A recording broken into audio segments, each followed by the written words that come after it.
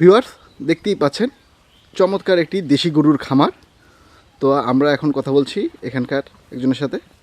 আসসালামু আলাইকুম। ওয়ালাইকুম আসসালাম। আসসালামু আলাইকুম। আপনার এই খামার জীবনের শুরুর গল্পটা তো আমাদের যদি একটু বলতেন। মনে করো প্রথম দুইটা গাবি হয়েছে, দুইটা গাবির থাকিয়ে এখন বহুত বাছুর হয়ে গেছে। বহুত বাছুর হয়ে গেছে নাকি? হ্যাঁ, বাছুর হয়ে গেছে। এখন বর্তমানে আমরা যে দেখতেছি আপনাদের এই যে গরুগুলো, এগুলো কি সবই তো দেশি নাকি অরিজিনাল? হ্যাঁ, সব দেশি। এই যে বিদেশি নাই এখানে। বিদেশি নাই। তো এই যে গাবি আছে কতগুলো? তো ভিউয়ার্স আপনারা দেখছেন এখানে মাত্র 4টি ষাঁড় গরু আছে, আর বাকি সবগুলো এলো গাবি গরু এবং বাছুর। তো আপনার এই গরুগুলা কখন বিক্রি করেন বা কিভাবে বিক্রি করেন আমাদের যদি একটু বলতেন। মনে করো এই যে বাজারে যখন মনে করো একটু হয়ে যায় তখন বিক্রি করে। মনে করো এই যে বিক্রির সময় হয়ে গেছে, কিছুদিন পরে যে ধান কাটবে, ধান কাটিয়ে মানে জেলে ক্ষেত বাড়ি ছাড়ি দিয়ে খোয়াইবে, যখন ভালো হবে তখন গরুটা বিক্রি করে দিবে, তখন দুইটা পয়সা পাওয়া যাবে। তখন পয়সা পাওয়া যাবে। হ্যাঁ। আর এখন যে আপনারা গরুগুলো পরিচালনা করতেছেন এবং যে দুধ পাচ্ছেন আপনারা, তা দিয়ে কি কোনো প্রফিট আসতেছে নাকি আপনাদের? দুধ দিয়ে? হ্যাঁ, দুধ থেকে দুধ ওই খাই, বিক্রি করি, আমার সংসারের আয় হয়। সংসারে আয় হয় মোটামুটি। তো এখন কয়টা গরু আপনার দুধ দিচ্ছে এই জায়গায়? দুইটা গরু দুধ দিচ্ছে। কত লিটার? মনে করো 4 লিটার। ও আর 2 কেজি, এর 2 কেজি। এর 2 কেজি, এর 2 কেজি, 4 লিটার দুধ দিচ্ছে। হ্যাঁ। এগুলো কি সবই বিক্রি করেন না নিজে খেয়ে খান? আমরাও খাই, বিক্রি করি, খাওয়া দেওয়া যাক থাকে তাক বিক্রি করি। আচ্ছা। তো আপনাদের এই যে 16টা গরু দেখতেছি আমরা এই জায়গায়, তো এই 16টা গরু খাওয়াতে 15টা আপনাদের এই যে 15টা গরু দেখতেছি আমরা এই জায়গায়, এগুলোর খাওয়াতে পার ডে খরচটা কিরকম হয় আমাদের যদি একটু বলতেন। খাওয়া দাওয়া কি, ওই যে বাড়ির ভুট্টা ভাঙি, বাড়ির গুড়ে আছে, গুড়ে না থাকে কিনি আনে, এগুলিয়া গুড়ে ভুট্টা ভাঙি আনি, তাক খড় এলে জোবা টোবা দিয়ে। আচ্ছা, খড়টা কি আপনাদের কিনা লাগে নাকি? না আপনাদের না, খেতে খড় কেনা লাগে না। খড় কিনা লাগে না? হ্যাঁ। তো আপনাদের খরচটা একটু কম হয় নাকি? হ্যাঁ, খরচ কম হয়। খরচটা কম হয় বাড়ির খড়। তো আমরা যে এই যে গরুটা দেখতেছি, এটা কি বকনি নাকি? হ্যাঁ হ্যাঁ, বকন। ওটা এটা বকন? এটা বকন, এটা বকন, ওটা এটা বকন। তো এগুলো যখন বিক্রি করেন কিরকম দামে বিক্রি করেন? এই যে বকনটা দেখতেছি 15 হতে 16,000 বা 20,000ও হয়। 15 থেকে 16,000। হ্যাঁ। আর এগুলা? এগুলোও একই দাম। 19-20 19-20 এর মতো করে বিক্রি করেন এগুলো নাকি? হ্যাঁ। তো ভিউয়ার্স দেখতেই পাচ্ছেন ছোট ছোট গরুগুলো। আর এই যেগুলোর মধ্যে ষাঁড় যেগুলো এই বয়সী, সেগুলো কিরকম দামে বিক্রি করেন? সেগুলো মনে করো বেশি দাম যায়, 19-20 হাজারের মধ্যে, 20-22 হাজারের মধ্যে হয়। 20-22 হাজারের মধ্যে বিক্রি হয়। হ্যাঁ। আচ্ছা। তো আপনারা যে এই যে গরুগুলাকে পালন করেন, তখন যে রোগ বালাই হয় তখন কি করেন আমাদের যদি একটু বলতেন। চিকিৎসা নেই, ডাক্তারক দেখাই, চিকিৎসা নেই। আচ্ছা। তো এই রোগ বালাই যাতে না হয় সেই জন্য কি করেন আপনারা?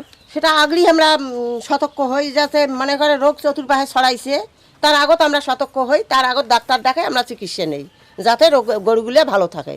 গরুগুলো ভালো থাকে? হ্যাঁ। আগে ভ্যাকসিন দিয়ে রাখেন আপনারা নাকি? হ্যাঁ, আগে চিন্তা ভাবনা করি যে যাতে আমার গরুর কোনো রোগ বালাই না হয়, সেইভাবে চিকিৎসা নেওয়া হয়। আচ্ছা। তো এই যে আপনাদের গরুগুলো আমরা দেখতেছি এই জায়গায় রাখা হয়েছে, রাতে কোথায় রাখেন? রাতে এই তো গোয়াল ঘরে। রাতে এই যে আলাদা করে গোয়াল ঘর করা হয়েছে নাকি? হ্যাঁ, তো ভিউয়ার্স দেখতেই পাচ্ছেন আলাদা করে চমৎকার একটি গোয়াল ঘর করা হয়েছে এবং তাদেরকে খাদ্যের জন্য আলাদা এই জায়গাটা করা হয়েছে নাকি? এই জায়গায় খাবে।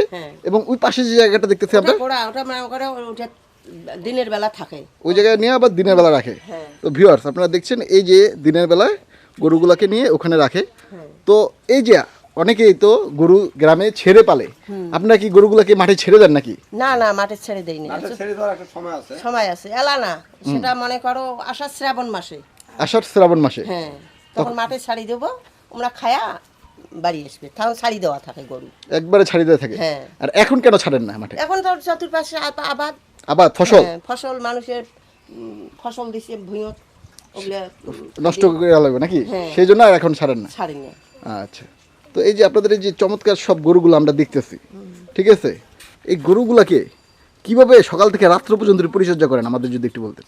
রাত্রে পর্যন্ত, সকালে বের করি, বাতানত বাঁধি, পরে গরু খাবার দেই, মানে এইভাবে আর কি। আচ্ছা ভাইয়া, তো এই গরুগুলাকে রাত্র থেকে সকাল পর্যন্ত কিভাবে পরিচর্যা করেন আমাদের যদি একটু বলতেন। ঠান্ডা দিনের জন্য আমরা ওই ঘরের ভিতরে খড় দেই, পর্যাপ্ত পরিমাণে খড় দেই, যাতে তারা ঠান্ডা না খায়, যাতে রোগ বালাই না হয়। এই ধরনের ব্যবস্থা নিয়ে তাদেরকে রাখা হয় এবং কিছু গাছ সব দিয়ে দেয়। হ্যাঁ কিছু উৎপত্তি মানে খড় নিয়ে যাওয়া দেই, ওরা সারা রাত একটু টুকিটাকি খায় এবং ওখানে সে আরামাইশ করে এবং সারা রাত থাকার পরে সকালবেলা আবার উঠানে নিয়ে উঠানের ঘর আছে, সেই ঘরে ফিরে বানিয়ে রাখা হয়, ওখানে পল খের দেওয়া হয়, ওই থাকে 10টা 11টার সময় ফির আমরা পানি ভুট্টা এরকম লবণ মিশ্রণ করিয়ে জোবানো আমরা এখানে তাদেরকে খাবার দিই। খাবার দেয়। আচ্ছা, তো ভাই এই যে আপনাদের এই গরুগুলোকে প্রজনন কিভাবে করেন? মানে ডাকে আসলে কি করেন বা গরম হলে কি করেন? ও অনেক সময় আমার নিজস্ব থাকে, না থাকলে অন্যখানে যাই, অন্য নিজস্ব সার থাকে, নিজস্ব সার থাকে অনেক সময়, ন্যাচারাল পদ্ধতিতে প্রজননটা করানো হয় নাকি? হ্যাঁ হ্যাঁ হ্যাঁ। এবং যে আমাদের এই যে সরকারি যে ওষুধগুলো পাওয়া যায় কৃত্রিম প্রজননের, হ্যাঁ। সেসব ব্যবস্থা কি নেন নাকি আপনারা? সে না নেই না, বেশি উল্লেখ নেই না, খুব কম নেই, খুব কম, একদম কম। আমাদের নিজস্ব সার থাকে অথবা গ্রামে কারো যদি থাকে সেটা খোঁজ করি, সেখানে আমরা ওই গাভীকে সেটা করি, ওই সারগুলো দিয়ে? হ্যাঁ। আচ্ছা, তো আপনারা ন্যাচারালি বিশ্বাসী নাকি? হ্যাঁ। তো এগুলো দিয়ে যে এই যে দেশি গরু দিয়ে সংকরায়ন করে অনেকেই তো খামারটাকে বড় করে এবং উন্নত করার চেষ্টা করতেছে, তো আপনারা সেদিকে যাচ্ছেন না কেন?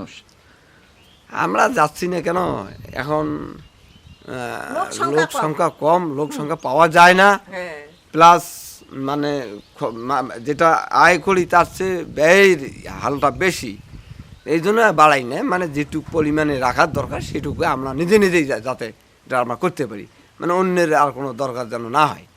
আচ্ছা, এই হিসেবে আমরা এই পরিমাণ রাখি।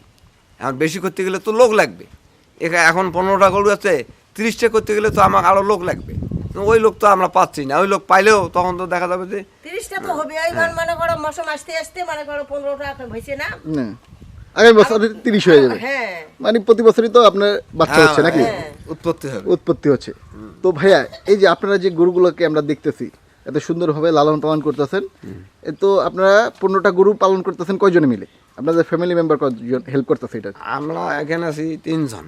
3জন ফ্যামিলি মেম্বারই? হ্যাঁ, ফ্যামিলি মেম্বারই, তারাই হেল্প করতেছে এবং এভাবে ন্যাচারাল পদ্ধতিতে পালন হচ্ছে নাকি? হ্যাঁ হ্যাঁ। কিন্তু এই যে 15টা গরু যদি কেউ অন্য কারো দিয়ে পালন করাতে চায়, কয়জন লোকের প্রয়োজন হতে পারে?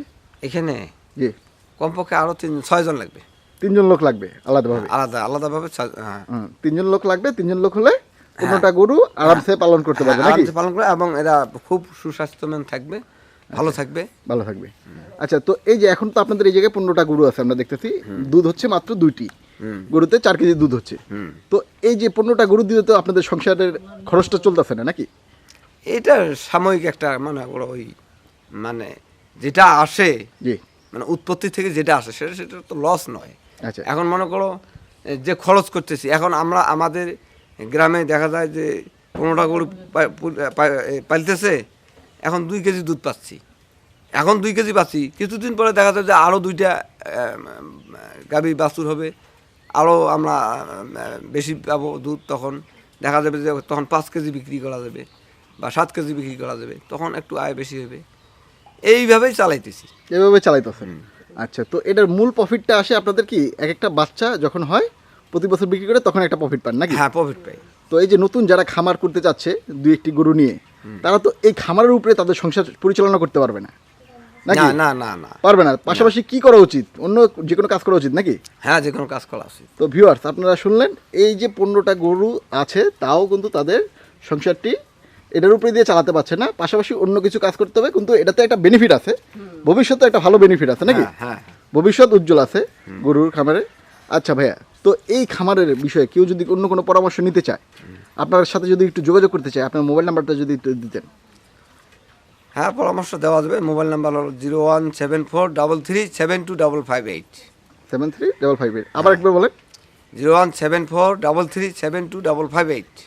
আচ্ছা ভাইয়া, তো এই যে আপনাদের এই যে আমরা যে গরুগুলো দেখতেছি, এগুলা কখন বিক্রি করেন আমাদের যদি একটু বলতেন? আমরা এগুলো আষাঢ় শ্রাবণ ভাদ্র আশ্বিন মাসে ওই দিকে, ভাদ্র আশ্বিন মাসের ওদিকে বিক্রি করেন? হ্যাঁ, ওই দিকে তখন করলে ওই টাইমে করি।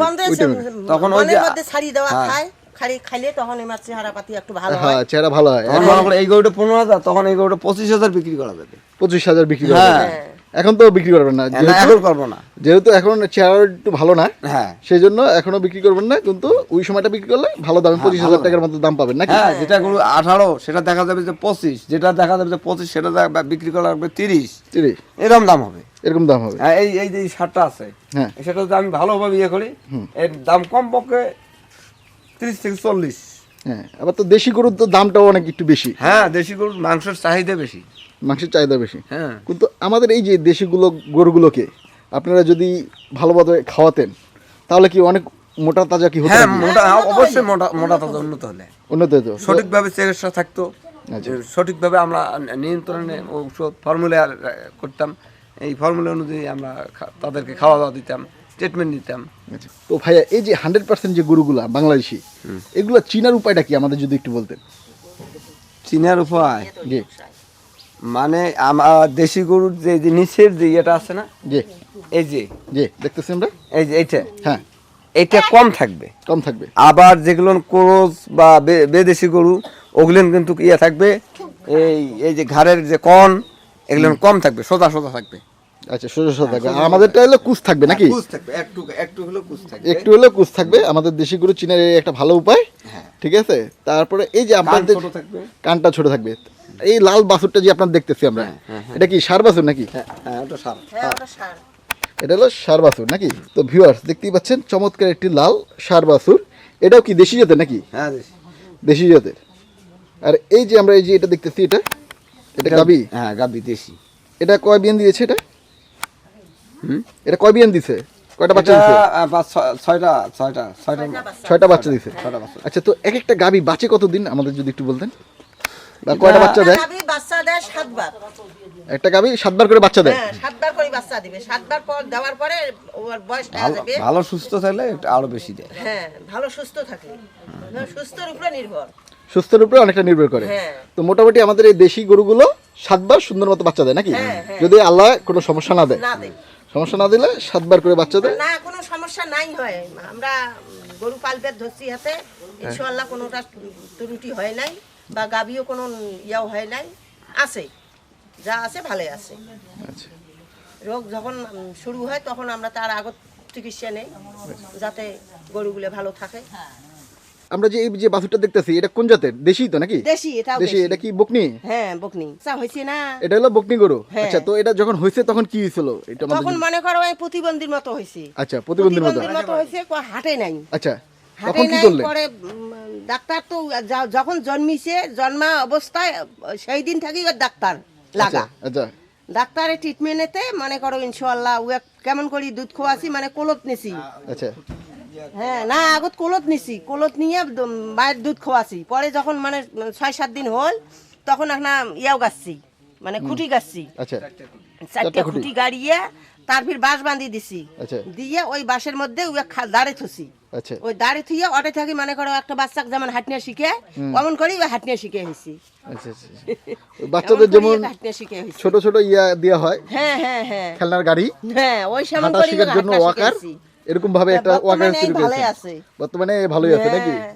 আচ্ছা, তো এই যে খালা আমরা যে আপনাদের গাবিগুলো দেখতেছি, এগুলা ডেলিভারিটা কিভাবে করেন আমাদের যদি একটু বলতেন? আমরা বাড়িতে ডেলিভারি করাই। আপনারা কি নিজেই করেন নাকি? আমরা নিজে করাই। এটা কি ডাক্তার আনেন না? না ডাক্তার আনি না, তো আমরা নিজে বাড়িতে ডেলিভারি করাই।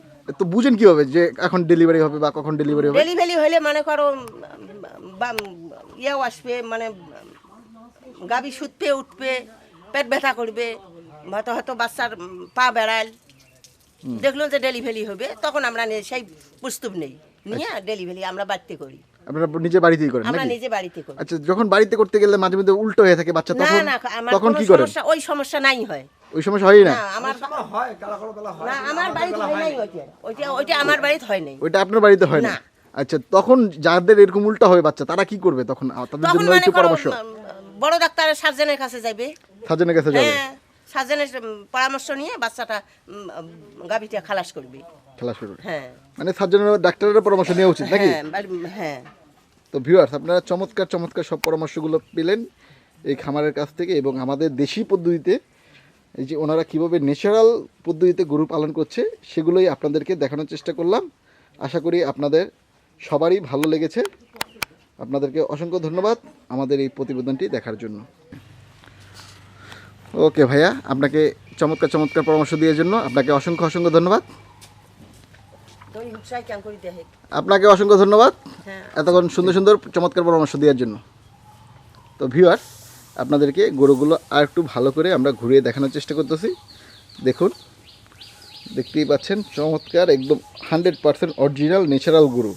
আমার এই ইন্টারভিউটি যদি আপনাদের ভালো লেগে থাকে এবং আমার পরবর্তী ইন্টারভিউ দেখার জন্য অবশ্যই সাবস্ক্রাইব করুন। Please subscribe my YouTube channel ABTV Bangla and click bell icon. অসংখ্য ধন্যবাদ।